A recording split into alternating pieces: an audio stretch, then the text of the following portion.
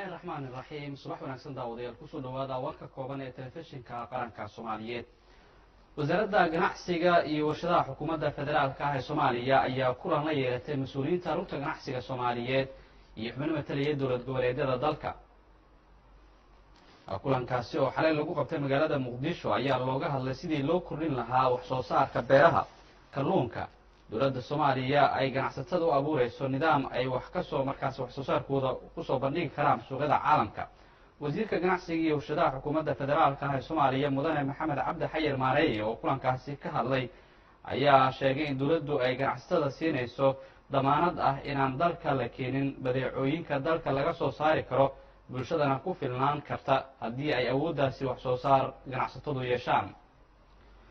wasiirada howlaha guud iyo kalluumaysiga xukuumadda federaalka ah ee Soomaaliya ayaa magaalada Baydhabo ee xarunta gobolka Bay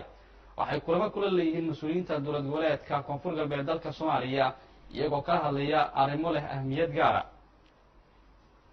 Cabdiraxmaan Maxamed Cabdi Xaashi wasiirka kalluumaysiga iyo kheyraadka badda iyo Saadaq Cabdullaahi Cabdi wasiirka howlaha guud iyo dib u dhiska oo ay weheliyaan xildhibaano ka tirsan baarlamaanka Soomaaliya ayaa halkaas u tagay qorshayaal la xiriira kaabayaasha dhaqaalaha dalka sida horumarinta kalluumaysiga iyo jidadka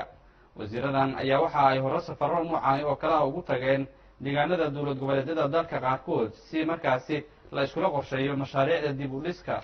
ee dalka halka warkaasi aad kala socotaan daawadayaal waa telefishinka qaranka Soomaaliyeed markan akhbaaraadka dibadda wasaaradda gaashaandhigga dawladda Ruushka ayaa sheegtay in aanu jirin khasaare ka dhashay diyaarad laga leeyahay dalka Ruushka oo ku burburtay dalka Syria diyaaradan oo nuuceedu ahaa Soqa 25 ayaa ku burburtay gobolka Idlib oo waqooyi galbeed ee dalka Syria ilaa halkaasi ay howlgal xagga cirka ah ciidanka Ruushku ka wadeen dooliyihii diyaaradda ayaa la sheegay in shilkaas uu ka badbaaday balse Ruushku ma bixin faahfaahin intaasi ka dheer ururka Tahriir al-Sham oo lala xiriiriyay inuu taageero ka helo al-Qaacida ayaa sheegtay mas'uuliyadda burburka diyaaraddaas oo iyagu ay soo rideen waxaana gobolkaasi ciidamada Ruushku ay ka fuliyeen duqeymo la xiriira ama xiriir ah oo maleeshiyaadkaasi ka dhana militariga Bakistaanna waxa ay sheegeen in kooxda Taliban ay dad rayid ah ku laayeen waqooyiga dalkaasi Bakistan ilaa 11 ruux oo shacab ayaa ku dhintay weerar ismiidaamin ah oo ka dhacay goob ay ka socotay ciyaar kubadda kolayga oo dad badani ay daawanayeen deegaankaas oo waqooyiga dalka dhaca waxaa ku yaala xiriir militari oo ciidamada Bakistan ay leeyihiin balse qaraxaasi waxaa dhibaatada ugu badan ay ka soo gaartay dhalinyaro ciyaar daawanaysay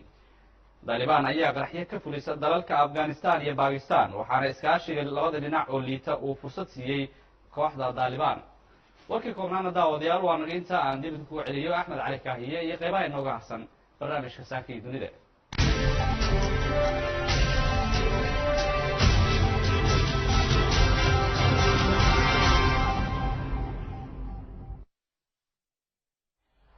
وحقاق داوديال برنامجka saaka iyo dunida ayaanu markaasi ku guda jirnaa muhiidin aad buu mahadsan yahay xubinta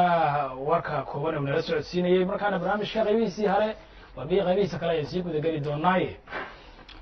madaxweynaha jamhuuriyadda federaalka ee Soomaaliya mudane Maxamed Cabdullaahi Maxamed Farmaajo bishan 8 waa bisha February sanadkii 2017 ayaa loo doortay hogaamiyaha qaranka madaxweynaha jamhuuriyadduna waxa markaasi muddada sanadka ee uu shaqeynayay ama dawladdiisu ay shaqeynaysay u qabsoomay waxyaabo badan oo aan warbixino kala duwan idinkaga diyaarinay waxqabadka dawladda ee sanadkii tegay haddaba maxaa dhanka amniga uga qabsoomay dawladda madaxweyne Maxamed Cabdullaahi Farmaajo uu hogaamiyo muddadaasi sanadka warbixin ayaa idinkaga diyaarinay wariyaha Faysal Muuse ayaa noo diyaariyay warbixinta waxaase noo soo jeedinaya Ibrahim Guul Isaaq tiirarka waaweyn ee hadafyada hortabinta u leh dawladda uu hogaamiyo madaxweynaha jamhuuriyadda federaalka ee Soomaaliya mudane Maxamed Cabdullaahi Farmaajo waxa ay ka mid yihiin tallaabooyinkii loo qaaday dhinacyada amniga qaranka oo isugu jira amniga gudaha iyo difaaca ama dib u xoreynta meelo badan oo dalka ka mid ah waxaan diiradda saari doonaa tayeenta qaybaha kala duwan ee ciidanka qalabka sida ama amniga ka shaqeeya